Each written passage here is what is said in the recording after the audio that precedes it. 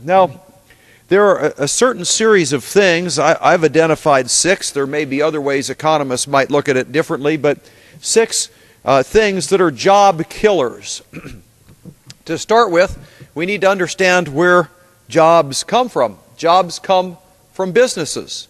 What sort of businesses? Well, if you take a look at businesses that have 500 employees or less, those businesses employ about 90% of the Americans that have jobs in the private sector.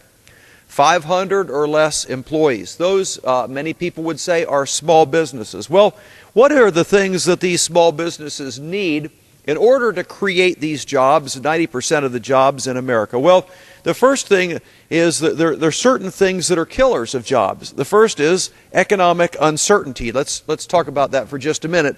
Economic uncertainty. Put yourself in charge of a business. Say you've got 100 employees, you're manufacturing some product, and you just really don't know what's going to happen with the economy. And so there's a level of uncertainty. Maybe political things are going on, which increase your level of uncertainty. You don't know whether or not perhaps we're going to go into some kind of economic slump. And so what are you going to do if you are a president of a small business? Well, what you're going to do is, in the state of Missouri, they call it hunkering down. You say, I'm not going to take a lot of risks. And what sort of risks might those be? The risk might be to add a wing on your building, to buy a new machine, to start a new process, to patent a new invention and decide to try to produce it and sell it on the market. All of those things create jobs. But you're not liable to take a high-risk position if there's a high level of economic uncertainty. So economic uncertainty is a job killer. The next thing is consumption reduction. That's a fancy word for saying you got a business slowdown. People aren't buying as much stuff. Everybody's worried. People are having a hard time economically. They're not spending as much money. People aren't making investments. And so your business, going along with all the other businesses around you, when you're in a time where there is a recession going on, it's an economic uncertainty. It's a form of economic uncertainty, I suppose. And that is, you're thinking, hey, it used to be last year we had orders for 100 widgets, but this year it looks like we're only getting orders for 50. So you're not going to be thinking about getting a machine that'll make widgets more efficiently. You're not going to be thinking about making investments in adding to the building so you can increase production, because you're expecting that you're going to sell less this year than you did because of the fact that there is a slowdown in the economy. So a slowdown in the economy tends to affect businesses and therefore affects jobs. Pretty much common sense, I think. And then excessive taxation. How does that hurt jobs? Well, here's the deal. You're, again, the president of a business. Maybe you have 100 employees, and you find out all of a sudden that your taxes are really going up. Now, if you have a lot of taxes, that means you don't have very much choice. You're going to have to pay those taxes.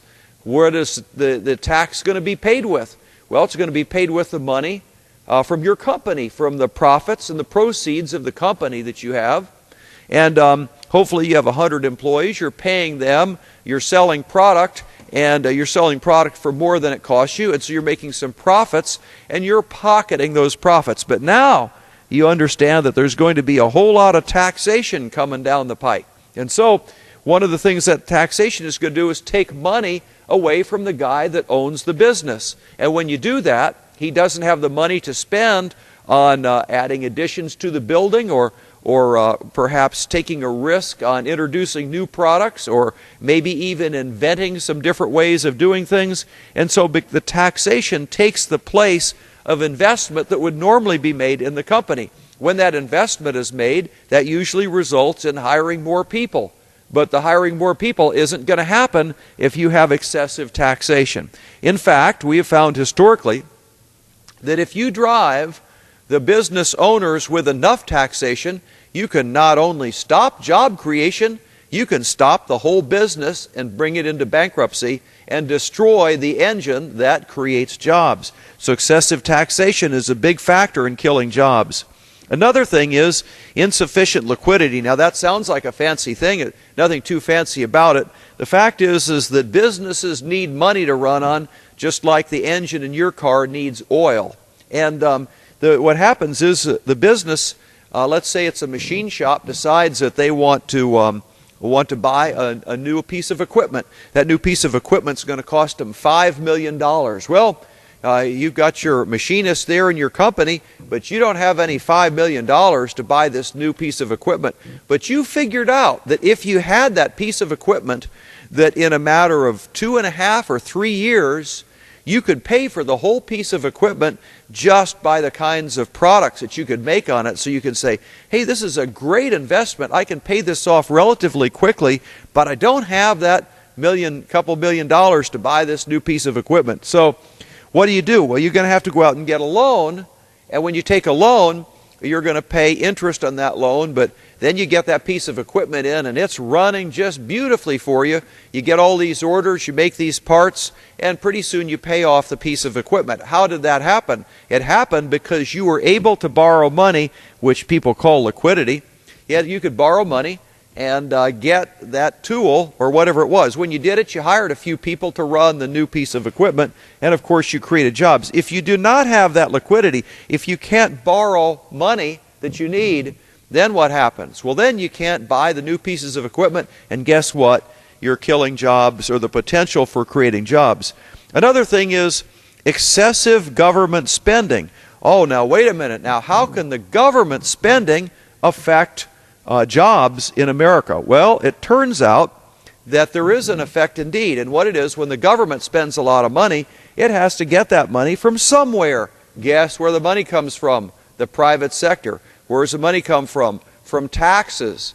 And so as the government tries to collect more and more money to appease its appetite for spending, what happens is that affects liquidity, and it plays out as taxation. And so as the government does a whole lot of spending, you find that it tends to kill jobs. Now, it may not appear to kill jobs in the short term.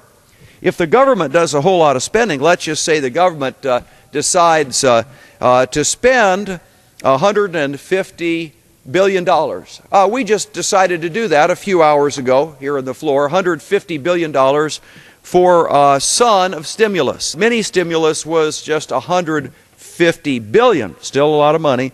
And that government spending, let's say you go out and hire a whole lot of people. Well, wouldn't you create jobs, Congressman Akin?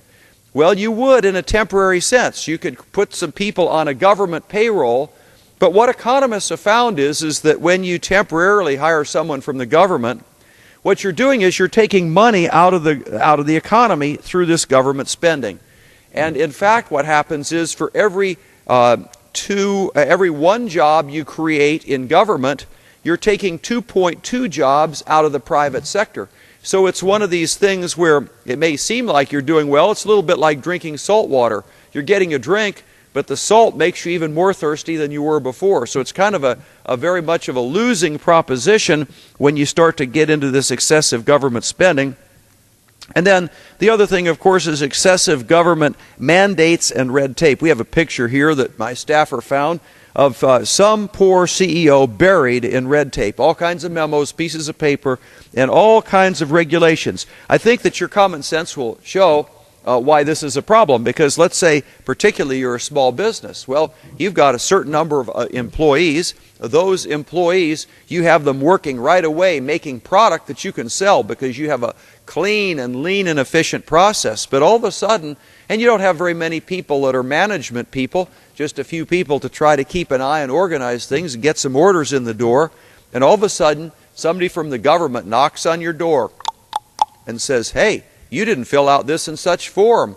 And then somebody else knocks and calls and they say, you didn't fill out this form, you didn't fill out this form. Did you do this? Have you applied for this? Did you get this? And pretty soon, you have all kinds of employees. And what do they produce? They produce paperwork. Paperwork for who? For the government. And so if you get more and more red tape and excessive mandates, obviously that's one of the things where you may seem like you're creating jobs, but in effect you're making the business less efficient so it cannot grow and really put those good producing jobs onto the payroll. And in a sense, those are like the excessive government spending because they're really government jobs that in fact tend to get rid of the actual productive private. So all of these things, all of these conditions kill jobs.